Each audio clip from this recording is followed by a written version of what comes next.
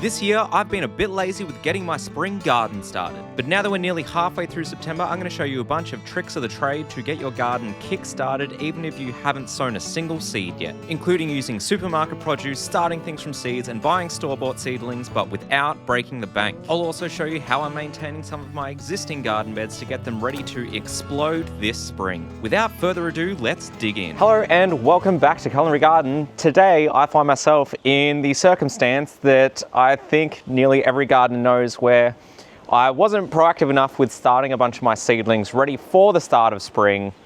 Or maybe if you're watching and your name's Billy Joe Armstrong and someone's woken you up at the end of September, but you live in the Southern Hemisphere and you want to get your garden started and you don't have anything ready to go for it, well, what should you buy? Well, today I'm going to go through a whole bunch of stuff that is things that you can basically buy straight away, chuck straight in the garden, that aren't all just expensive nursery seedlings, I should say. But without further ado, I want to go and start buy some stuff, so let's go to the supermarket. Have you ever walked around a produce section and wondered, what could I grab here and plant straight into the garden? I do already have a full video on this, and if you missed it, it's because you need to subscribe and click that bell notification, please. But today we're also grabbing a couple of other ones that I didn't mention in that video, the first of which is shallots. If you don't know, shallots are basically halfway between onions and garlic, which makes them, you guessed it, absolutely delicious and dead easy to grow. And the good news is, like garlic, but unlike onions, we can propagate them directly from already grown bulbs. Each clove will turn into a bulb of about 3 to 6, depending on variety. So I bought about a dozen to take home. I do need to clear out the bed space where I want to plant mine, so I'll need to show you how to plant these a little later on in the video. But that's fine, because there's a few other crops in the supermarket that we really need to get a start on. The first of which I've never tried to grow before, but I'm really keen on giving this method a go, and we're growing pineapples. So I have my store-bought pineapple, and I've never tried this before. This definitely doesn't look like the best specimen to use. The crown's not that nice, and it's not the perfect season for this yet, but we'll give it a go with this, and worst case scenario, I just have to buy more pineapple. So allegedly, the way that we do this is starting by cutting off just below where the crown starts. And that's going to go in the fridge. Back as much of the flesh as we can get. And then once we're here, we need to pull back some of these.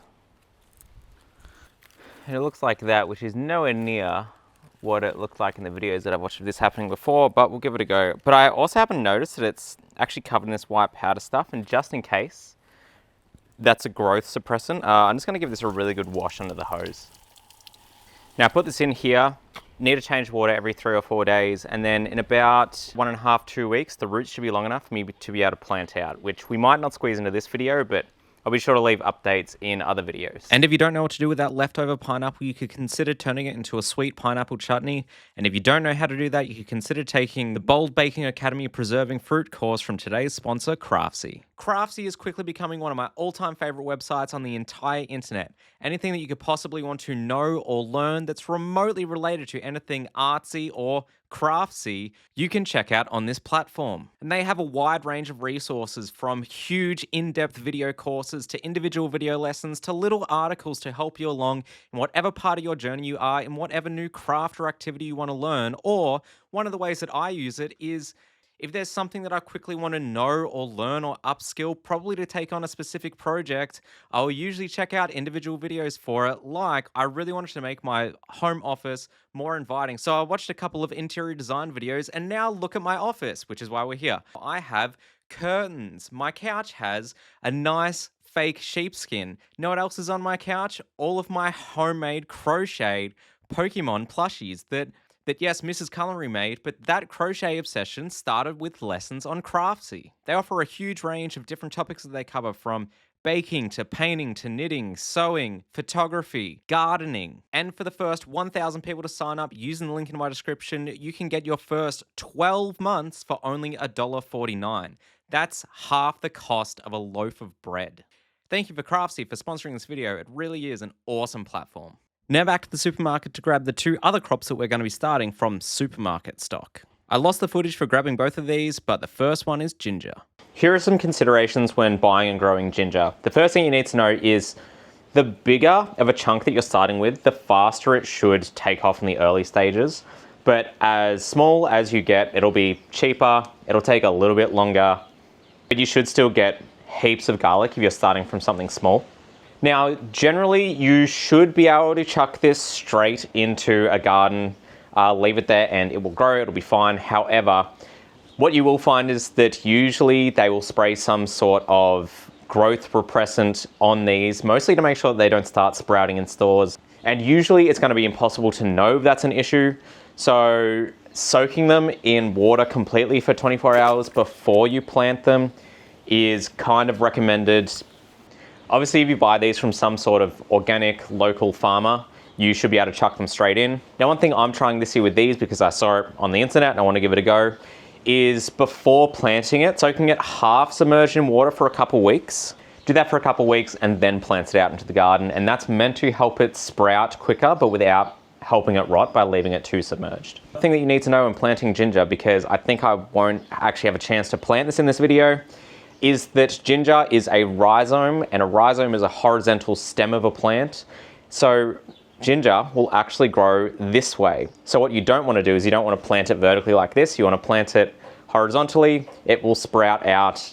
It will eventually shoot up leaves and stuff. And then as it grows its rhizome, its horizontal big thick stem, which is what this is, that will then add on to more of the plant. It also means that, and same, if you're trying to grow a small nub of ginger, you do need to plant it horizontally. You'll be able to tell, even with one or two of these little growths, that you want that sitting on the side, and that will grow that way.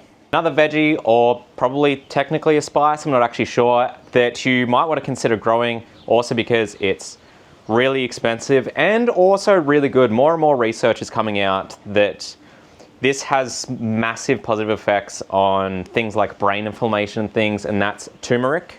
It is nearly identical to ginger in terms of growing it. It's a rhizome. I'm also with this going to be attempting the soaking for 2 weeks method, and I'm going to be planting them horizontally. And same thing, you do want to start with as big of a chunk as possible if you want it to grow as quickly as possible. However, these are actually the biggest chunks that I could get my hands on at my supermarket. Also, I did buy more than this, but Mrs. Culinary stole some for a soup last night, but it was a really good chicken soup, so I can't be too mad, but I'm probably actually going to go out and buy more than this. With those supermarket crops started, it was time to tend to an existing bed and direct sow some crops straight into it. All right, next I have this little part of the garden, which has now just sort of become my done compost staging area. And I've been trying to work out how to make the most out of it. It's also just the place that it made the most sense to put this curved trellis, or it was a cow panel with a curve already in it. Over the course of winter, I have had to try to grow some peas and stuff on this. They didn't really work out. I think it was just too cold. But that's basically what we're gonna put back here. So what I actually have planned is, because there's so much compost pile over here, I'm actually gonna just try and grow potatoes over here, because my compost piles always end up full of potatoes anyway. Let's play what's growing in the compost today. Ooh, a potato.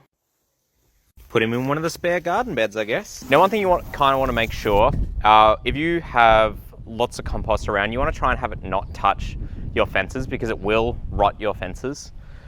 Because with compost, you're encouraging as many microbes as you can get into a small space, and those microbes will eat wood and organic matter. That's how compost breaks down, which means it will also eat your fence if you leave it touching. A bit of touching is fine, but you're just trying to minimize it as much as possible. With the compost leveled out, I direct sow a bunch of sweet peas around the edge of the trellis. And Suki, the worksite inspector, had to come and check my work to make sure it's all up to code. I also have this half-dead Hardenberger, aka native wisteria, that might survive if I just chuck it here and let it climb this trellis. Just let it see how it goes, basically. And then potatoes. Now you might wonder why I am not just using supermarket potatoes from here for these, and that's because you can technically increase your chances of soil disease by using supermarket potatoes, and that's not some like propaganda by potato growers or something. That's actually something that is a likelihood. It's not too much of an issue in Australia, but I mean, the price difference is so negligible for how much it decreases your risk. Now I'm just looking for the potatoes that have the biggest chits on them. I should probably age these a little bit more just to help them sprout a bit better, but I'm pretty keen just to get these in the ground, and I think these should be fine. By the way, I have more merch coming soon. One of the ideas for like a t-shirt that I've had, I don't know it'll be good. But because the little sprouts on potatoes are called chits, I was wondering if I should make a shirt that's just a picture of a potato and it just says I chit myself. I then planned 4 potatoes in each little square meter, 8 in total. I could absolutely squeeze more in here, but I don't want to overcrowd the fruit trees, and the more sparsely I plant them, the less I have to worry about watering this area. And if you want to get further bang for buck out of seed grown potatoes, you can actually cut them in half or even quarters. You just want at least 1 chit on each half or quarter that you've cut.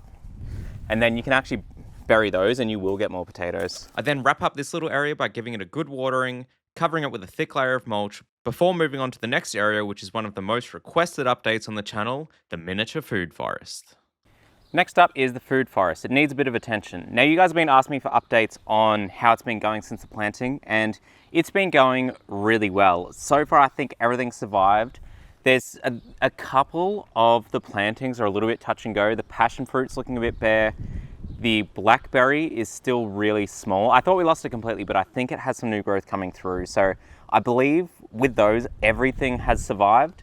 But now that the weather's warming up and the stuff that's in here that I really want to get growing is going to start trying to push out new growth, I really want to clear out a lot of this ground cover stuff. Things like, oh my God, I didn't notice this until now. Ugh, like a giant radish. So I'm going to pull out a bunch of the radishes. A lot of these mustard greens, which I've used as a cover crop for it, which will be sucking away some of the sunlight. I'm just going to come around and cut all these off and then pull out a lot of the weeds. Then once we've done that, I can tell visually from the soil is that there's still a lot of clay topsoil now that it's had a lot of rain, a lot of the stuff that we put on top's washed away. I'm going to give it all a really good top dress with a decent layer of compost. When I first planted out this food forest, I was essentially trying to take it from dead clay soil into a thriving ecosystem. And one of the best steps you can take to help soil kickstart that process is to plant fast-growing crops in there. This is so that the living microorganisms that help create natural fertilizers have something to eat, and things like roots will create new channels that will help water drain down into the deeper layers of the soil. These are actually some of the functions that weeds fulfill in the bare patches of the yard. But now that spring is here, I really want to help all of the food crops in this area get as much nutrition and sunlight as possible, which means pulling out the cover crops and weeds. And then I can help supercharge this cycle by topping up this garden bed with a thick layer of compost.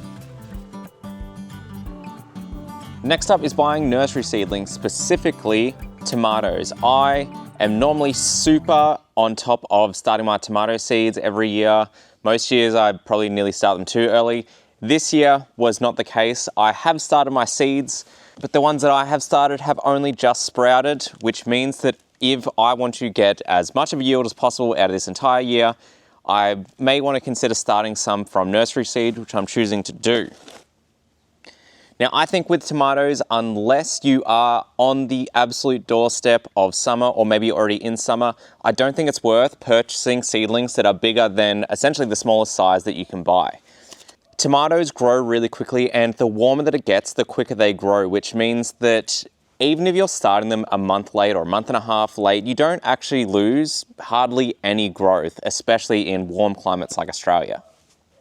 Which is why I've purchased a punnet of this size. Now this year I want to run an experiment because I have a theory that in my particular climate, I may actually get quicker growing tomatoes if I plant them from this size straight into the garden as opposed to potting them up first. So I'm going to put about 4 of these straight in the garden beds. The rest I'm going to pot up, and then I'll be able to compare them at the end of the season. And if you want to know those results, make sure to subscribe and turn the bell notification on. Something I'm a huge advocate of is if you want to be the best home gardener as possible, you need to run experiments in your own garden. Everyone's country, state, town, or even backyard will have its own little microclimate. And one of the quickest ways to master your own little environment is by running experiments. Like nearly all growing guides will tell me that it is too early to plant tomatoes out in the garden in my area because it should still be a bit too cold for them. But last year I noticed the couple of tomato plants that I transplanted a bit earlier than the rest grew a lot better through the earlier part of the season. So this year I really want to find where that limit is. In this punnet I have 9 tomato seedlings to work with, so I've potted up 5 and 4 are going straight into my raised garden beds. Whoops, forgot to turn the tap on. No.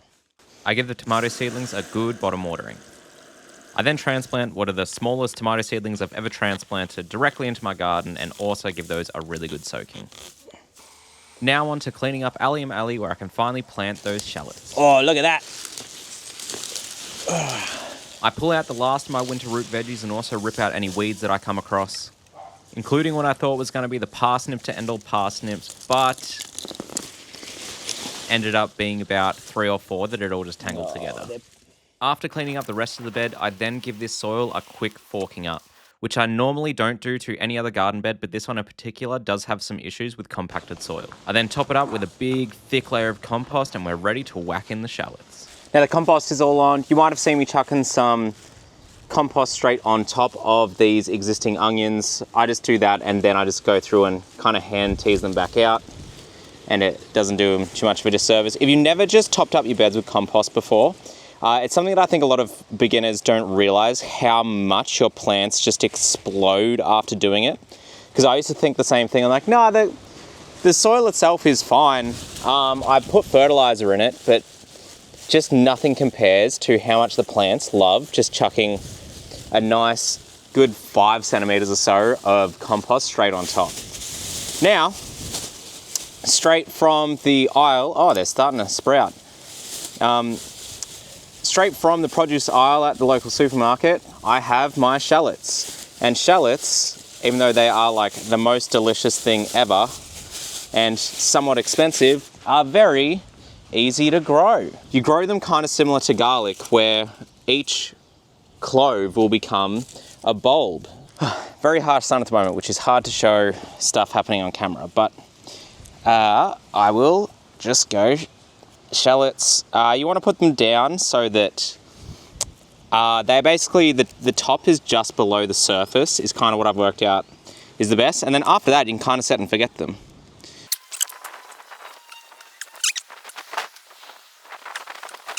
Cool. That compost is kind of wet enough. I'll give this a light watering tonight. But now they're pretty much set and forget. After a few weeks, they'll start spreading up out of the ground, and for most of the season, they'll look a bit like spring onions with a few too many leaves. You won't be harvesting these till late summer, so plan where you're putting them in your beds accordingly. Also, make sure to tell everyone that you live with that these are shallots and not spring onions so they don't pull them out early. Ask me how I know. I hope this video has helped show you that there are more good ways to get a garden started than there are bad ones, and helped inspire you to get out and give it a go in your own garden. If you have any other tips or crops that are great to get started when you've been a bit lazy at the start of the season, make sure to let me know down in the comments below. Thank you so much to the Patreons for supporting this channel. It really wouldn't be possible without you. And remember, for the first 1,000 of you to click the link in the description, you'll be able to get your first 12 months of Craftsy for only $1.49. Thank you very much. I will see you next time.